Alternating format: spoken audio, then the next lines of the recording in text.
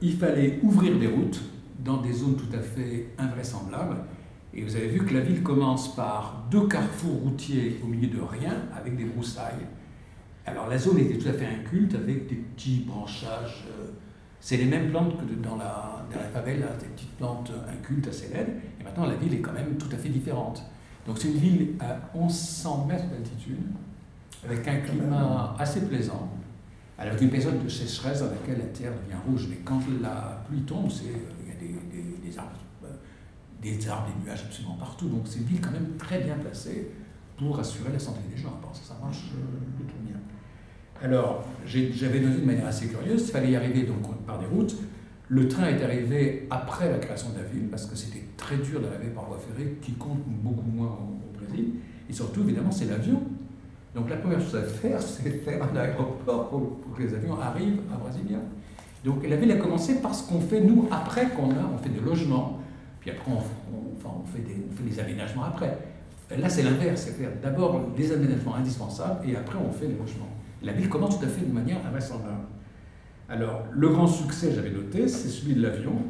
L'aéroport, dont la première piste date de 1957, est, après 2 ans d'activité, plus important que celui de Rio.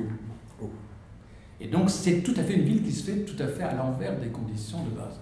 Après, il fallait que les gens la construisent. Et le problème, c'est qu'il fallait trouver des ouvriers. Les ouvriers sont des gens assez pauvres, beaucoup venant du nord-est, donc des gens sans beaucoup d'emplois. Il y a des très beaux clichés des premiers ouvriers qui arrivent, avec femmes, quelques gosses, habitat précaire, et ces gens-là vont gagner de l'argent et tout à fait accéder à la catégorie, non pas d'ouvriers, mais de classe moyenne.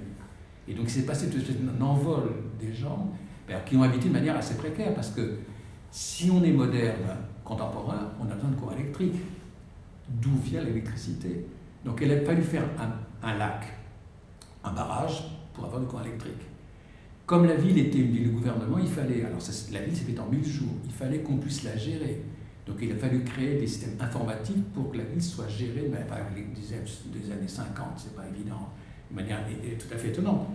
Et la ville s'est faite de manière assez curieuse, donc, par de l'habitat périphérique. C'est pas les villes satellites, c'est des édifices en béton, en parpaing, qui sont faits avec des petites voûtes au-dessus, dans lesquelles les gens habitent. Alors ça, c'est très brésilien. Au Brésil, évidemment, il faut savoir qu'on n'habite pas. Le Brésilien, classe moyenne et supérieure, l'ex-colon, tous les immigrés du Brésil arrivent avec des titres de propriété. Et pas les gens d'origine mulâtre ou noire qui n'ont aucun titre de propriété. Donc c'est vrai, les favelas, on prend possession d'une terre. Alors on appelle ça invasão. On envahit une terre, on s'installe là, et puis un jour, la ville dit, vous devez être là, vous avez le droit d'y habiter. Donc il y a une prise de possession brutale, il y a une espèce d'antagonisme pour prendre possession de la terre, et ces gens-là sont arrivés comme ça. Et donc on a créé des villes périphériques assez loin du centre-ville, avec des trucs Niemeyer a dû réaliser, des trucs tout à fait intéressants, des petits hôtels pour quelques ministres, pas que les gens venaient, le président, et puis des zones d'habitation un peu pour les ingénieurs. Il y avait pas mal d'ingénieurs aussi, qu'on a déplacés de 1200, 1500 km depuis Rio quand même, pour venir là-bas. Et donc la ville se fait de manière assez brutale, avec cette espèce de montée en puissance radicale, et puis après des gens de conditions hyper précaires, mais dont la chance pour eux, ça a été qu'ils ont réussi à s'incorporer dans cette ville.